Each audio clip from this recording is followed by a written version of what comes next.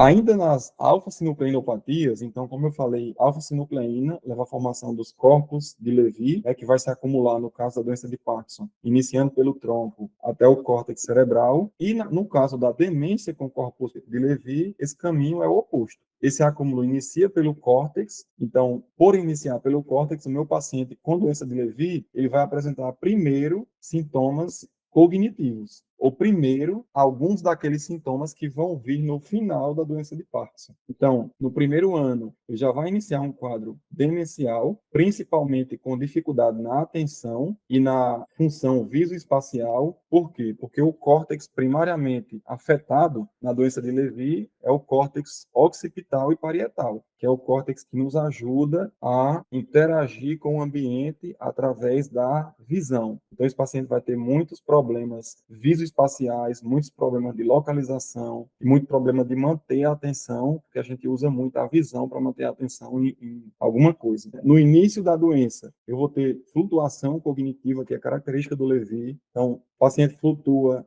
no mesmo dia de um nível mais funcional para um nível mais disfuncional. Ele tem muita alucinação visual, porque também tem envolvimento desse córtex visual, e ele vai ter alguns sintomas parkinsonianos. Ele não vai ter aquela síndrome parkinsoniana clássica do paciente com Parkinson no início, mas ao longo da doença ele vai apresentando um pouco mais de vazia, ele vai apresentando um pouco mais de rigidez, ele pode ir apresentando um pouco mais de tremor. E tem os achados associados que sugerem o diagnóstico de doença de Levy, que é uma sensibilidade a neurolético. Então, como o neurolético ele é antidopaminérgico, quando eu dou um neurolético a um paciente com doença de Levy, eu estou diminuindo ainda mais a dopamina, substância a qual ele também tem um déficit dopaminérgico. Então, isso acontece tanto na doença de Levy como na doença de Parkinson. Na doença de Parkinson, se eu dou um Aldol, uma risperidona, esse paciente ele pode piorar os sintomas parkinsonianos, e na doença de Levy, se eu dou um Aldol, uma risperidona, ele pode piorar dos sintomas neurocognitivos ou neuropsiquiátricos. Então, isso entra nos critérios, nos achados associados das duas doenças. Eu vou ter uma instabilidade postural, eu vou ter quedas repetitivas, é por isso que a queda repetitiva no Parkinson é um red flag, porque eu tenho queda repetitiva porque o paciente não consegue se localizar no ambiente, enxergar os obstáculos que tem até mesmo em casa. Eu vou ter disfunção autonômica mais precoce do que na doença de Parkinson. Eu vou ter depressão, vou ter outros tipos de alucinação que não visual, e eu vou ter naquele mesmo exame do TRODAT, que eu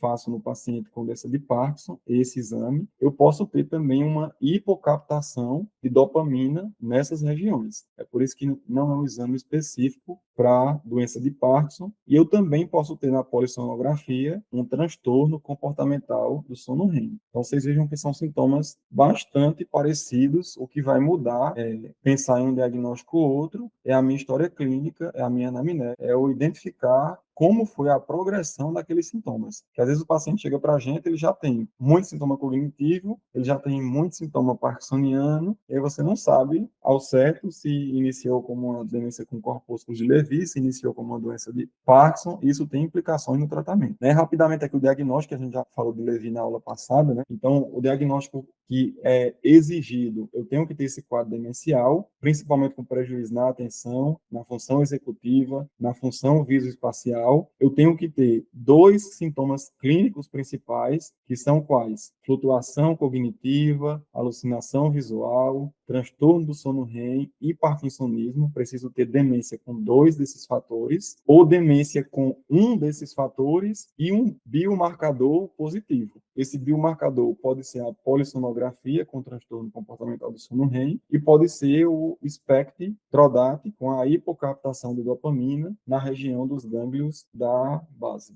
Aqui também a gente tem alguns critérios de suporte que vão parecer em algumas coisas com os da doença de Parkinson. Então, sensibilidade antipsicótico, instabilidade postural, quedas repetitivas, síncope, hiposmia. Então, vários sintomas de suporte, os biomarcadores que eu falei, e aqui só um exemplo de um paciente normal e também outro paciente mostrando uma hipocaptação na região dos gânglios da base do transportador de dopamina. E esse é um outro exame, usando um outro radiomarcador, que mostra aqui na região parieto-occipital, aqui um hipometabolismo dessa região, que é a alteração característica característica da doença de Levy que não ocorre na doença de Parkinson. O tratamento aqui também, rapidamente, da doença de Levy, é um tratamento não farmacológico, que vai ser com acompanhamento psicoterápico, acompanhamento fonoaudiológico. Esses pacientes eles podem ter muito sintoma bulbar, disfagia, disartria, disfonia, tanto o paciente com doença de Parkinson como o paciente com doença de Levy.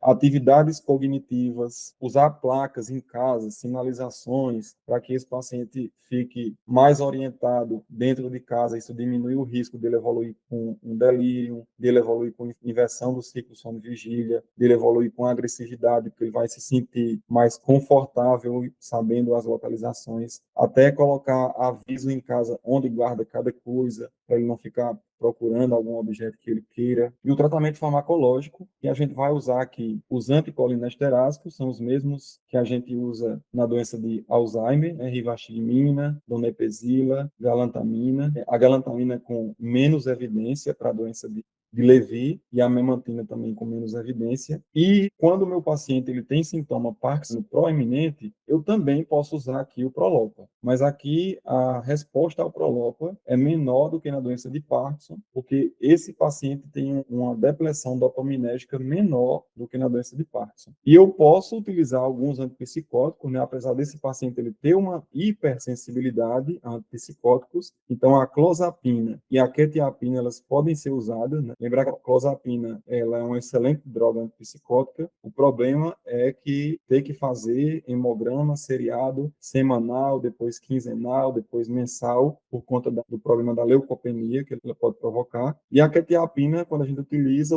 em dose baixa de até 150 miligramas para melhorar o sono e para melhorar esses sintomas psicóticos de alucinação visual. Às vezes é uma alucinação que não incomoda o paciente, não incomoda a família, então você não precisa tratar. É uma alucinação que ele vê uma formiga na parede. Ok. Agora, quando é uma alucinação que ele imagina que vem associada a um delírio, que ele se torna agressivo, que ele pode oferecer algum risco para ele mesmo, para a família, para o cuidador, aí nesse caso está bem indicado o antipsicótico.